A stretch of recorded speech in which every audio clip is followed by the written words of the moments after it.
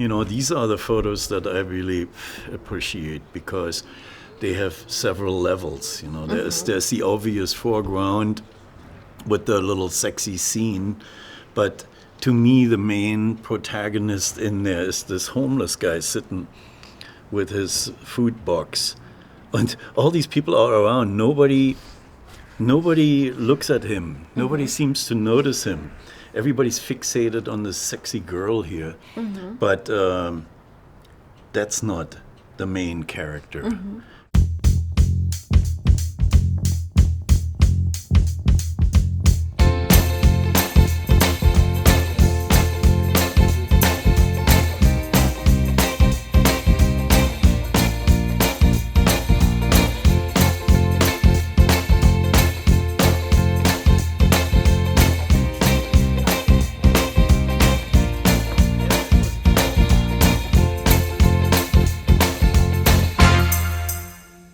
As having lived for almost 40 years in the United States, I am assimilated there. I understand the society there and I'm connected to it. But I come from East Germany. I grew up there. I grew up in a dictatorship. And that changes my view of the things that are happening in the United States today. I notice this all the time, that people there, very smart people and educated people, have a different view of what the things mean that are happening now, politically and in society. And I feel like having seen a dictatorship and lived in a dictatorship equips me to see certain signs of what is changing in society and where that might lead, or probably will lead. And it alarms me, and I want to say that. I know I cannot convince people really, but I can at least mention that I had experiences that were of that kind. I grew up in East Germany and saw society there to a degree. As a young person, I was a socialist. I thought socialism was a great thing. It was the right thing for the world to go into as a direction. But then things happen, like one is being drafted to the army. And what I experienced there was pretty drastic and gave me a different idea about how this society functions and what it really is.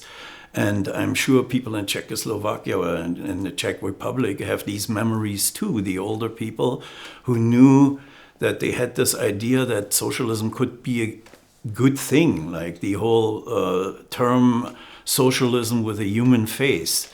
That was a great time of hope, and it was dashed by the invasion of Russian troops, and so a lot of hope was lost there. And that's what happened to me. And, at some point, you felt like you were incarcerated in a country that you couldn't really leave, you couldn't travel. And as a young person interested in art, sure, you wanted to go and see Paris or be in Rome and see all these things, but you couldn't. You were locked up in this country. And so from the very beginning, there was always the discussion, what are we going to do with our lives? Are we going to try to make this socialism better here from the inside?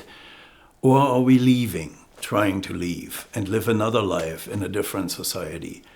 And that was a struggle that was going on for a long time.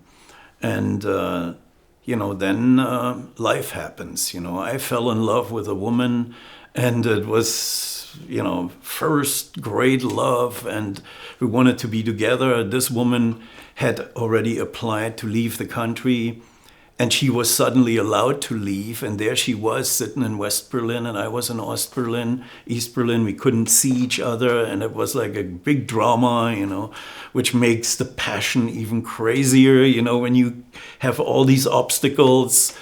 And at that point, I knew this kind of socialism here didn't seem reformable, or it didn't look like one could make this really good and livable. And trying it would probably land me in prison anyway. So I decided to escape, and I attempted that, and I ended up in prison for 2 years for it. And that was the end of my existence there, because if you lived in that society after having been in prison for trying to escape, your chances to do anything were zero. So there was no other way than trying to leave that country. And after a long struggle and reincarceration and all that, I finally managed to get out of there and start a new life. Came out of, I say that sometimes to people, that I feel like these 2 years in prison feel to me like they are a huge bank account that I inherited or earned. And I live off the interest of that bank account still. The rest of my life was lived on the interest, and the interest was called appreciation. Because having experienced this kind of harshness and suffered through it, left me for the rest of my life with the appreciation for everything good that happened to me afterwards. So photography was always a thing in my life. But then when the film career started and was obviously interrupted by prison and all the things that happened then, and being in East Germany after prison, there was nothing I could do with photography, and then I was gone and had to create a whole new life. But when I had arrived in Hollywood and started to do all these film jobs, which I loved, but I still felt like there was a part of me that wasn't really expressed, and I had painted before, so I started painting again. And for a few years, I painted like crazy. I had these 16-hour-a-day jobs, and I still went home and painted for a few hours. I don't know how one could do that, I guess it's being young. You can do these things. And then there was a moment reached where I felt these paintings are all okay. They go up to a point. They have their own laws, and one brings them to a finish. But they're not really exactly what I wanted to do. They weren't quite that. And so the moment was reached where I thought digital photography started. And I saw what you can do with the staging of these images. And I thought, these images could be much closer to what I really want to do than what I'm painting with my limited technique. I felt kind of painfully as having come from the East and having seen this other society. And here I see capitalism in the form that was harsher than in Western Europe or West Germany, where they had, what did they call it? Socially responsible capitalism, When I came to LA, I had not really seen homeless people. There were no homeless people in Germany. Yes, there was one homeless person at Adenauerplatz in Berlin, but that was obviously somebody who chose it, She was living there. Everybody knew her. This was the homeless person.